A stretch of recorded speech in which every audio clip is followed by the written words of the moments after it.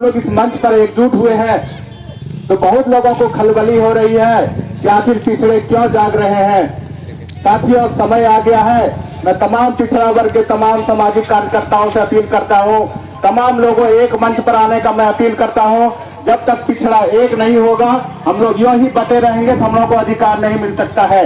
अब हम लोग जब जाग चुके हैं, अपने अधिकार पर चर्चा कर रहे हैं, विचार गोष्ठी का आयोजन कर रहे हैं, तो निश्चित रूप से सरकार को हमारी मांगों को मानना पड़ेगा। वो दिन दूर नहीं जो पिछड़ों को जो अधिकार से वंचित किया गया है उसको हम लोग धूल चटाने का काम करेंगे। साथियों, झारखंड बनने के बाद हम लोगों को अधिकार का छीन लिया गया। पिछड़े वर्ग का जो अधिकार हम लोग अखंड बिहार में हमारे आदरणीय नेता लालू प्रसाद यादव जी ने दिया था, उसको यहाँ की बाबूलाल मरांडी की सरकार ने छीनने का काम किया। इतने दिन तक हम लोग सोए रहे। ये बहुत बड़ी बात है, बहुत दुर्भाग्यजनक बात है कि 24 वर्षों तक हम लोग सोए रहे। जब एक बच्चा को भूख लगती है, जब तक वो रोता नहीं है, उसकी माँ दूध नहीं पिलाती है। अगर हमारे अधिकार को छीन लिया गया, हम आवाज नहीं उठाएंगे, कोई भी सरकार देने वाली कुछ भी नहीं है। सरकार ये नहीं जानती है, पिछड़े बटे हुए हैं, अलग अलग जाति समुदाय धर्म में बटे हुए हैं। तमाम लोगों को हम लोग कुछ प्रलोभन देके वोट लेने का काम कर रहे हैं। आज देखेंगे आप, अल्पसंख्यक हमारे नेताओं का वोट बैंक है, आदिवासी भाई वोट बैंक है, हरिजन भाई वोट बैंक है, लेकिन पिछड़ा समुदाय किसी पार्टी का वोट बैंक नहीं है, क्योंकि हम लोग प्रसाद के रूप में सभी जगह बंट जाते हैं विभिन्न पार्टियों में। ये बहुत दुर्भाग्यजनक चीज है।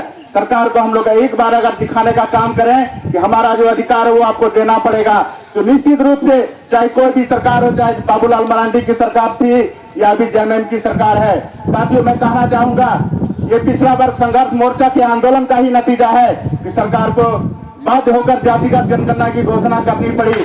हम लोगों ने बहुत दिनों से मांग कर रही थी। ये हम लोगों का जो संगठन है बहुत पुराना नहीं है, लेकिन चंद दिनों के जो हम लोगों का आंदोलन क्रमबद्ध तरीके से चल रहा है, इस आंदोलन के कारण ही सरकार को हम लोगों की मांग को मानना पड़ा। लेकिन मैं ये कहना चाहता हूँ, ये जो चंपई सोरेन की सरकार है ये भी हम लोगों के साथ पक्षपात करेगी। निश्चित रूप से इनकी भी मंशा साफ नहीं है। मैं खुले मन से कहना चाहता हूँ कि ये भी सरकार इतनी आसानी से जातिगत जनगणना नहीं कराएगी। साथियों, कल कैबिनेट की बैठक हुई, उस बैठक में इस एजेंडा को पास करना था जातिगत जनगणना का, लेकिन नहीं कराया गया। मुख्यमंत्री महोदय ने सिर्फ घोषणा कर दिया, कार्मिक विभाग को आदेश दे दिया, लेकिन जब तक ये मंत्रिमंडल में इसको पास नहीं किया जाएगा ये हमारे लागू नहीं होगा। लेकिन इसको कल नहीं किया गया। अब विधानसभा का सत्र शुरू हो रहा है, ये भी देखना होगा। तमाम पार्टियां जो भी है, चाहे पक्ष की हो विपक्ष की हो, सभी पार्टियां हम लोगों के साथ छल करने का काम कर रही है। सिर्फ चुनाव आ रहा है, लोकसभा का भी सामने चुनाव है, हम लोगों को अपना वोट लेने के लिए पिछड़ों का हक और अधिकार की बात करके वो हम लोगों का वोट लेने का काम करेगी। लेकिन ये इस सरकार की भी मंशा साफ नहीं है। हम लोग निश्चित रूप से जब तक ग्रामीण क्षेत्रों में हम लोग जागरूक नहीं होंगे, जब तक हम अपना अधिकार के लिए सवाल नहीं पूछेंगे अपने नेताओं से, कोई भी नेता को डर नहीं घुसेगा। जनता ऐसे ही जाएंगे, इसको अलग जाति धर्म बांट के हम लोग वोट ले लेंगे। जिस दिन आप गांव में आपके नेता जाते हैं, आप उसको पूछिए, चाहे वो आपके सांसद सुनील सोरेन हो या आपके विधायिका सीता सोरेन जी हो, इतने दिन से आप विधायक और सांसद हैं, क्या आपने कभी लोकसभा और विधानसभा में पिछड़ा के हक और अधिकार के लिए कोई आवाज उठाई है? तो निश्चित रूप से वो भी समझ जाएंगे कि अब जनता जाग चुकी है, अब इसको हम बरगला के वोट नहीं ले सकते हैं। तो वो निश्चित रूप से आपके अधिकार के लिए आने वाले समय में विधानसभा में आवाज उठाएंगे। साथियों, जब हम लोगों का अधिकार छीना जा रहा है तो सिर्फ एक पार्टी भाजपा ही दोषी नहीं थी, उस समय विपक्ष में थी झारखंड मुक्ति मोर्चा। उस पार्टी ने भी दबे जुबान से इसका सहमति दिया, उसने भी इसका विरोध नहीं किया। स्टेफन मरांडी से विधायक दल के नेता विपक्ष के, उसने भी चुप्पी साधे रखा, चलो ठीक ही हो रहा है, पिछड़ों का अधिकार छीना जा रहा है, लेकिन कोई पिछड़ा आवाज नहीं उठाया, वो लोग भी मौन सहमति दे दिए।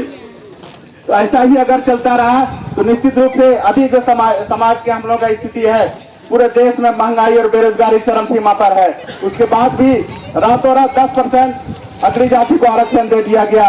लेकिन जो हम लोग पिछड़ा वर्ग के लोग हैं, हम लोग को मोदी जी ने 5 किलो चावल देके इतना ही संतोष करने को कहा, ताकि पिछड़ा इतना मजबूर हो जाए सिर्फ चावल मिले, उसी में समझ ले कि यही हमारी आजादी है, यही हमारा अधिकार है कि सरकार फ्री में 5 किलो चावल देती है। साथ ही 5 किलो चावल के लिए हम लोग नेता और विधायक नहीं चुनते हैं, प्रधानमंत्री नहीं बनाते हैं। आज हम लोग को रोजगार चाहिए, चिकित्सा चाहिए, स्वास्थ्य की पढ़ाई चाहिए, बच्चों के शिक्षा के लिए हम लोग का स्कूल कॉलेज विश्वविद्यालय चाहिए, हम लोग का छात्रावास नहीं है पिछड़ी जातियों का।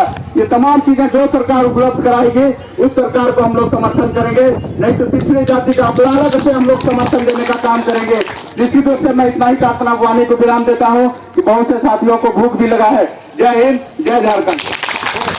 दुमका में एसपी कॉलेज के पास गोदरेज इंटीरियो का भव्य शोरूम खुल गया है। इस शोरूम में गोदरेज कंपनी की बेहतरीन अलमीरा, टेबल, सोफा और बेड उपलब्ध है।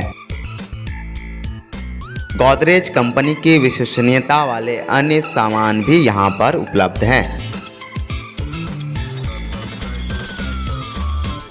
फर्नीचर के खरीद पर अधिकतम 30% तक ओपनिंग ऑफर दी जा रही है।